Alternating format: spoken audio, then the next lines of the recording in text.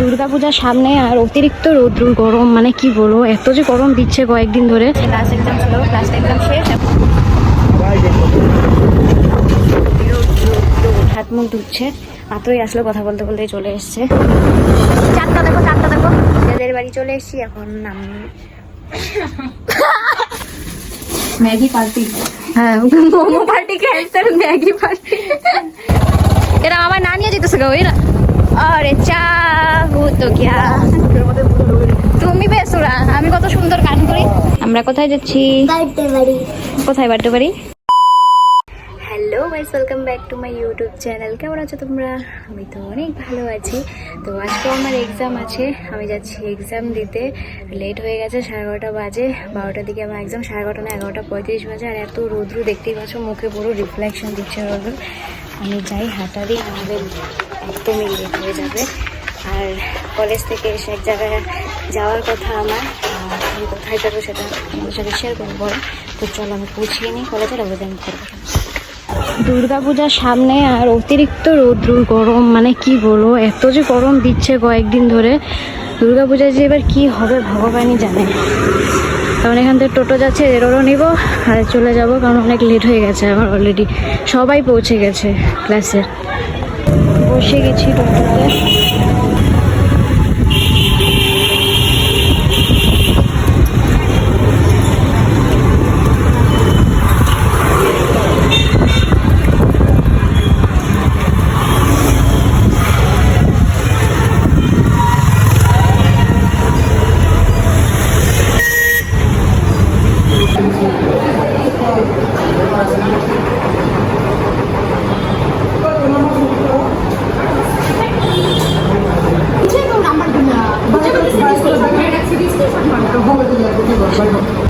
Exam তো ডান, আজকে last exam ছিল, লাস্ট এক্সাম শেষ। এখন হাজব্যান্ড আসছে নিতে আমাকে, ও আসলে ওর সাথে বাইকে করে চলে যাবো বাড়িতে।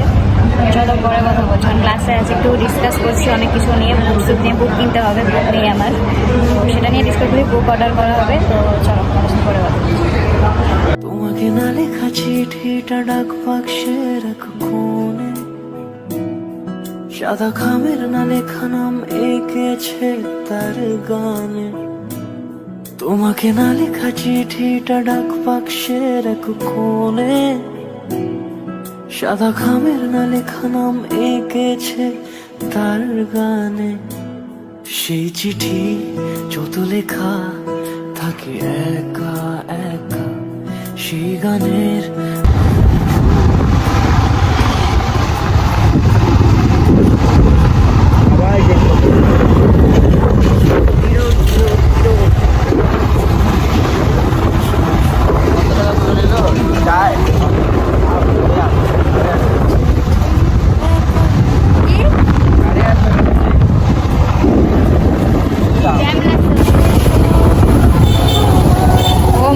আবার পুলিশ।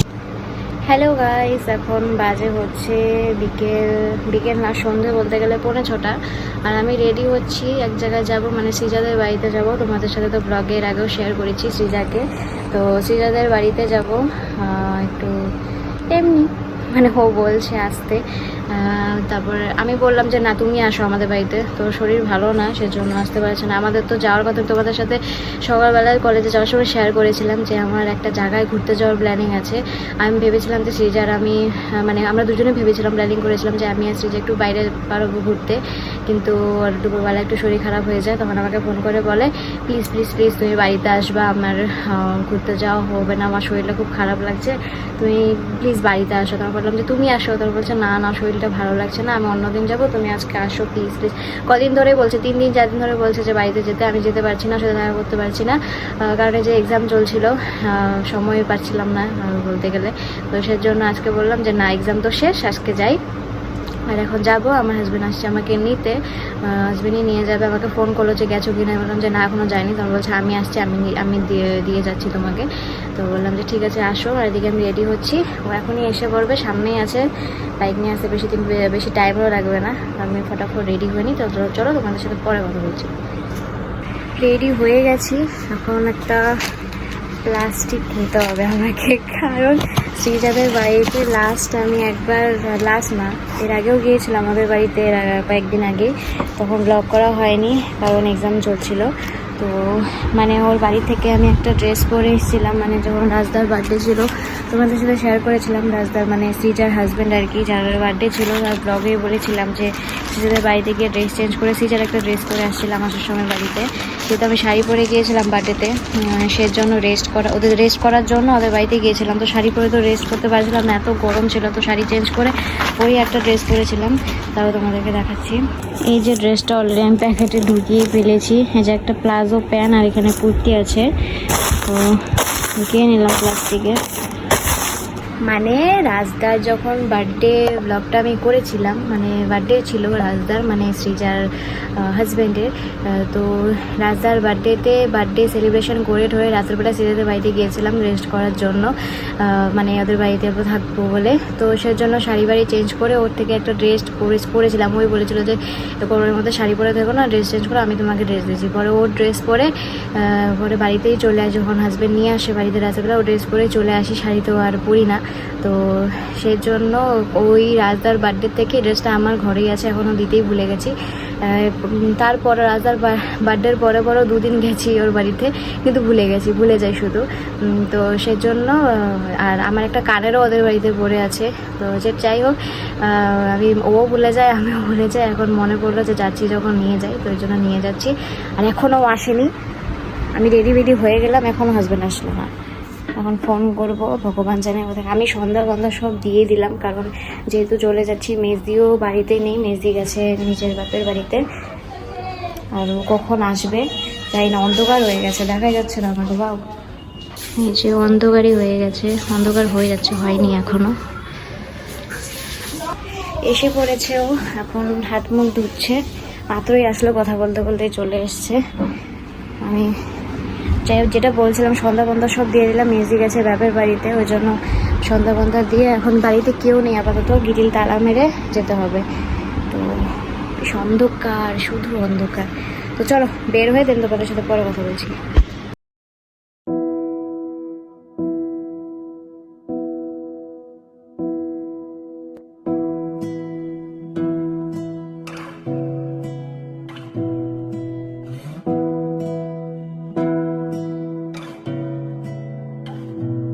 তোমাকে না লেখা চিঠিটা ডাক বাক্সের এক কোণে, সাদা খামের না লেখা নাম এঁকেছে তার গানে। তোমাকে না লেখা চিঠিটা ডাক বাক্সের এক কোণে, সাদা খামের না লেখা নাম এঁকেছে তার গানে। তারপরে কি কইলা?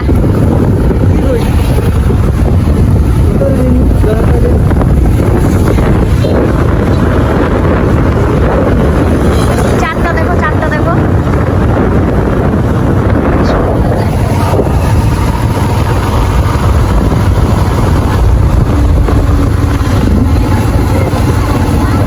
এসে পড়েছি রাজদার বাড়িতে, আমরা এখন সবাই মিলে একটু মোমো খাইতে যাব। শ্রীজাদের বাড়ি চলে এসেছি, এখন আমাদের মোমো খাওয়া ক্যান্সেল হয়ে গেছে, এখন আমরা ম্যাগি বানাচ্ছি, ম্যাগি। এই যে ম্যাগি, ডিম করা এখানে বসানো। ওই জল কোথায় দিছো তুমি? জল কোথায় দিছো? ও ভিডিও বানানোর জন্য মনে হয় আমাকে বলছে একটু ঘাটো তো, তাহলে দেখাইতে পারবে। মানে কি দেখাতে পারবো? মানে তুমি বেড়াইতে যে? হ্যাঁ বলে কি আমি রান্না, আমি এগুলো বলবো না গো। ও অন্যভাবে নিল, দেখো আমি কিন্তু এটা বলতে চাইনি, আমি জানি তো।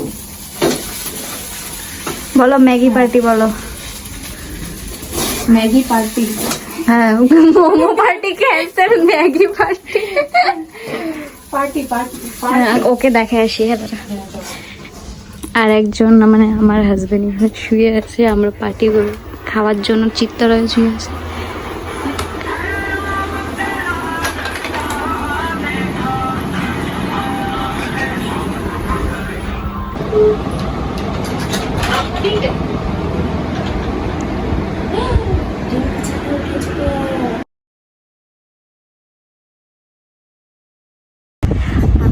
শ্রীজাদের বাড়িতে আছি, বাজে হচ্ছে 9টা।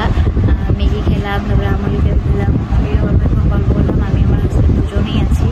আর রাজদা তো দোকানে আছে, মানে আজকালকে টিচার যত দোকানে খুব সেল হচ্ছে আজকে, তো একটু ব্যস্ত আছে, রাজদা থাকতে পারলো না, গল্প করে। এই যে নাইস বাইকে চাবি এখানে। কোথায় কই যাও? তো রাজদা একটু ব্যস্ততার মধ্যেই আছে, তো এই জন্য আমাদের সাথে গল্প করতে পারবো না আছে, বাট কোনো ঠিক আছে। আমরা তিনজন খুব গল্প করেছি, মজা করেছি, ম্যাগি ট্যাগি খেলাম, ম্যাগি ট্যাগি খেয়ে খুব হাসি ভর্তি করেছি।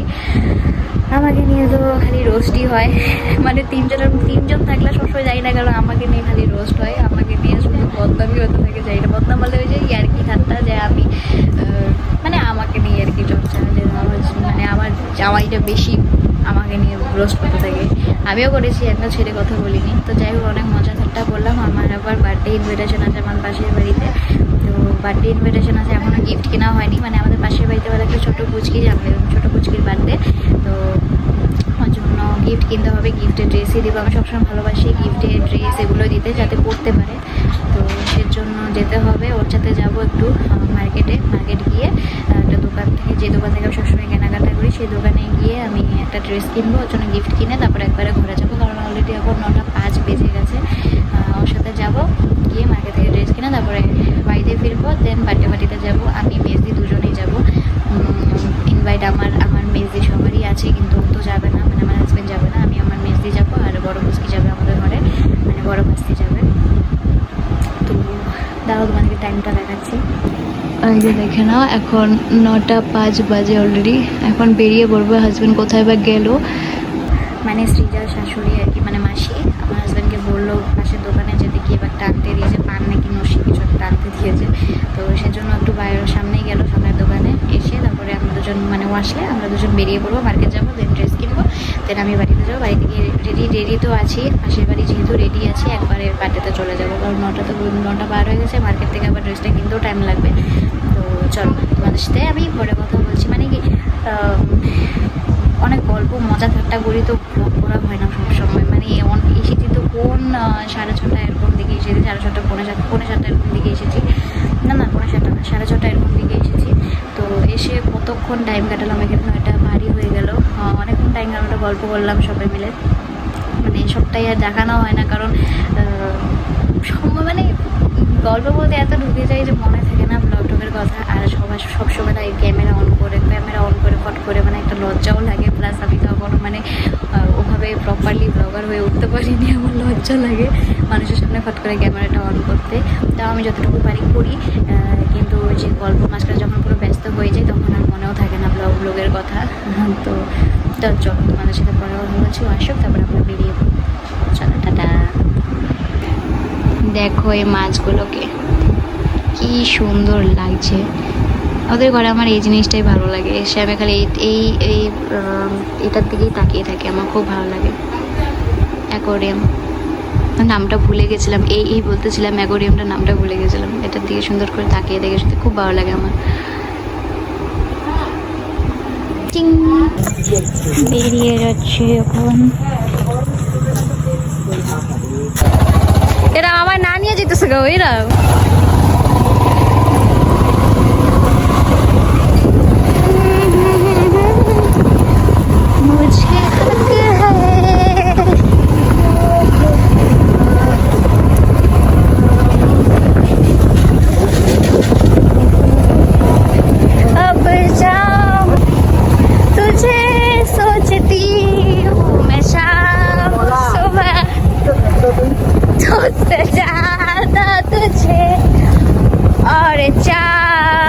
তো क्या তুমি বেসুরা, আমি কত সুন্দর গান করি।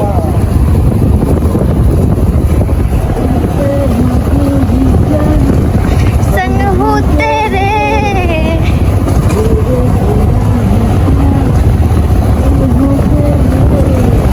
मशहूर, শুনলে বমি পায়।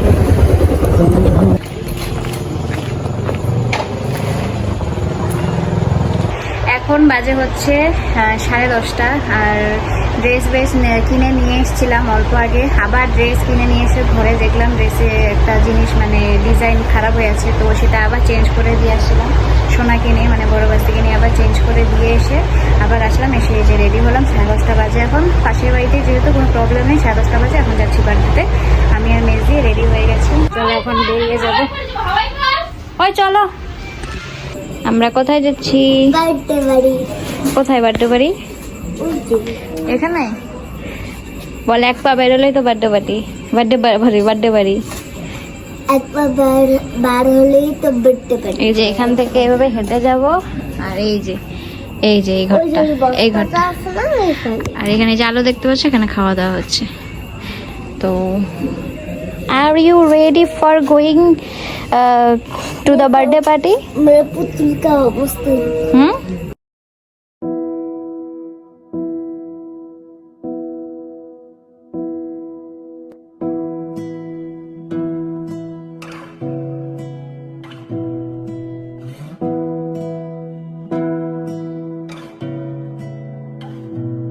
তোমাকে না লেখা চিঠিটা ডাক বাক্সের এক কোণে, সাদা খামের না লেখা এই যে এখানে খাওয়া দাওয়া হচ্ছে, এখানে এই যে রুমটাতে, এই রুমটাতে এখানে বক্স বাজছে।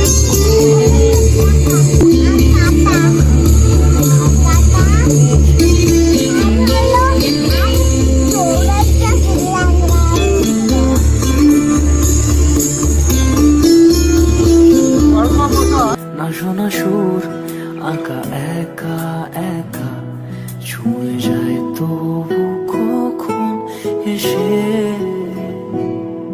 যদি বলি সে সবই তোমারই, একা চিঠি একা একা, যদি বলি সে সবই তোমারই, একা চিঠি একা